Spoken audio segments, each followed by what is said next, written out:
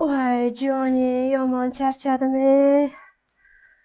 Kirlarni yuvdim, idishlarni yuvdim. Hamma joylarni tozaladim Joni. Mana ovqatlarni ham yeb oldik.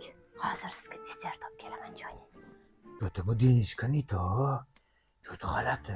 Ko'zim o'rgan olmayaptimi? Kiyimlari ham o'zgarib qolgan. Bir ikki qattiq gapirdim, boshqacha bo'lib qoldi. Bir tomondan yaxshi-yu, lekin bir tomondan qanaqadir boshqacha bo'lib qoldi. Mayli, qani kuzatingchi. Joni, meni sultonim, begim, uyimning erkagi, suyangan tog'im. Oling sizga. Joni, atlas ko'ynaklarim yoqdimi? Siz uchun tiktirdim. Asalcham yaxshi-ku, menga yoqdi-yu, lekin uyda bunaqa yurmasang ham bo'ladi, bemalol yurur. Ko'chada lekin nilza. Marojniy ham importyornimi?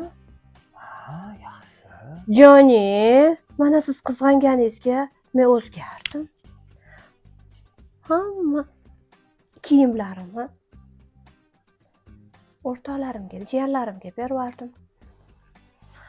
Hammasini, uydagi hamma kiyimlarimni o'zgartirdim Joni. Endi dinichkam, oxirgi paytlar yaxshi tomonga o'zgarding san ham.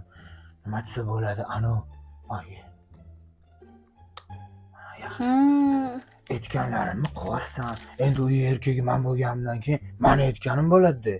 O'shanga nima deydi? Yaxshi, lekin shirin ovqatlar qilib beryapsan. Uyda toza, kiyimlarim hammasi dazmollangan, cho'tki turibdi. Endi muhayyo qilyapsan hamma aytganimni bittada. Sizdan oldin men uyda o'tiradigan xotin emas edim. Ovqatlar hech narsa qilmas edim. Joni, marojniy yeysizmi? Yo'q. Olaymi? Voy, ajoyibligini qarang.